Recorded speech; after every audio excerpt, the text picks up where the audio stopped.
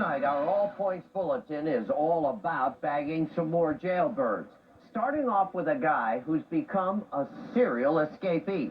But tonight, we want to put him back in the pen one last time.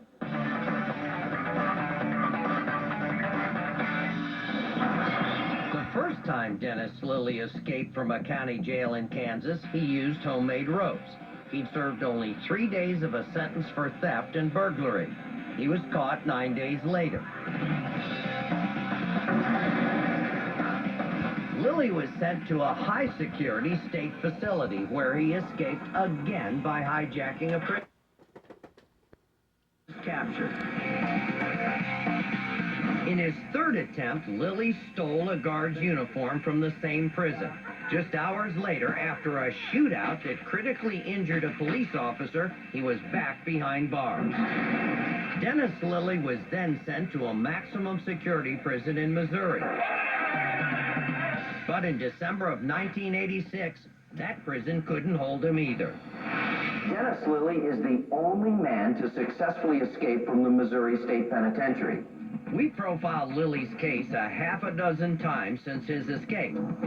Until in 2001, a woman we'll call Michelle told us she had just received a shocking phone call. He says, "You wouldn't believe what I saw." And I said, "What?" He says, "Well, when I was vacationing down in Mexico, I met this gentleman, Dennis Lilly.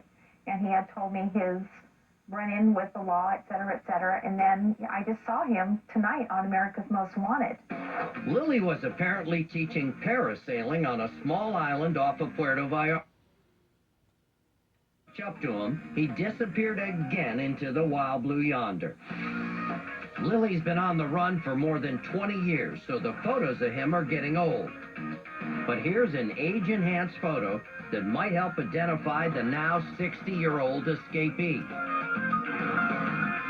He's nearly 6 feet tall and has the nickname Slick tattooed on his upper right arm.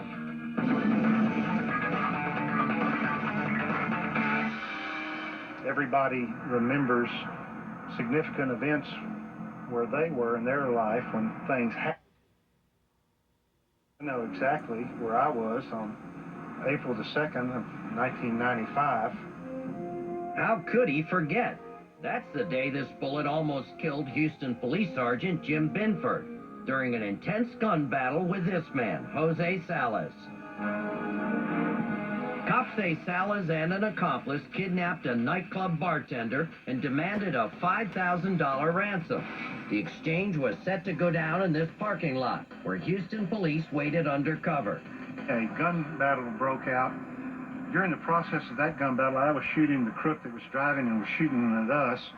I was hit with a bullet in the right flank, my side here, in the kidney side. But Jim fought back, shooting Salas 4 times with his 12-gauge shotgun. But that didn't stop Salas from continuing his rampage.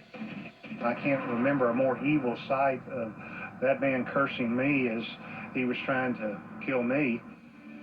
The gun battle stopped only when Salas's car slammed into a police cruiser.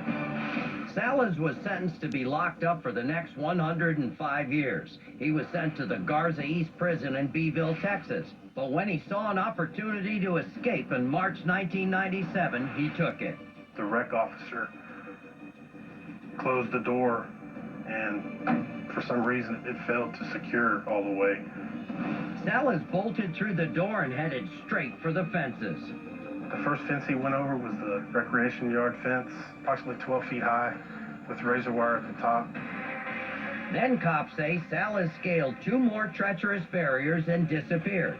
To this day, he remains the only prison escapee in Texas who hasn't been captured. Salas has scars from his gunshot wounds on his face and legs. He has the letter J tattooed on his left hand. The cops say he might be traveling between Houston and Mexico.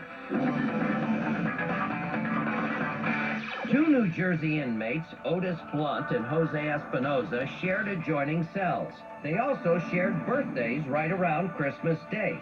Birthdays they celebrated right after busting out of the Union County Jail.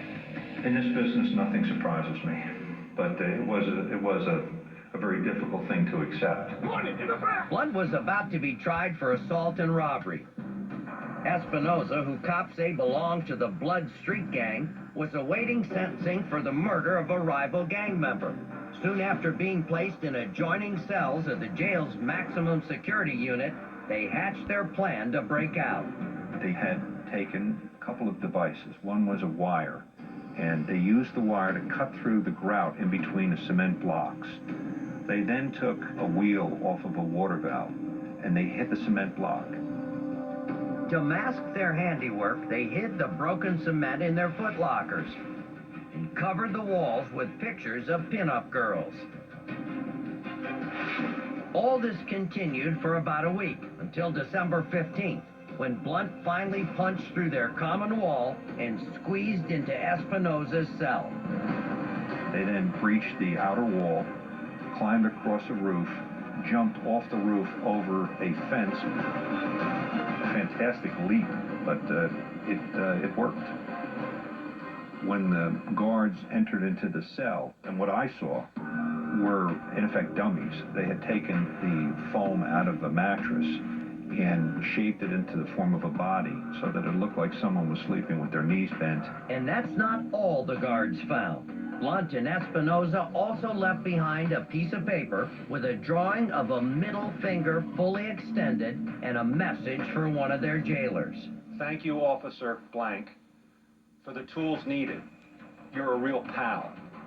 Happy holidays. Jose Espinoza is 5 feet 5 inches tall and weighs 155 pounds. He has a tattoo on his left arm that reads Maria, and a star tattoo on his right arm. Otis Blunt is 5'9", 160 pounds. He has a tattoo on his neck that says Quidasha. If you know where either of these thugs might be hiding, call our hotline right now at 1-800-CRIME-TV.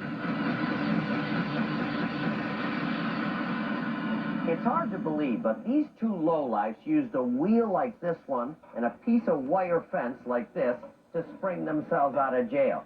And in their wake, they left a real tragedy behind. The prison guard they taunted, in this note left in an empty cell, committed suicide just this week. Tonight, his wife is without a husband,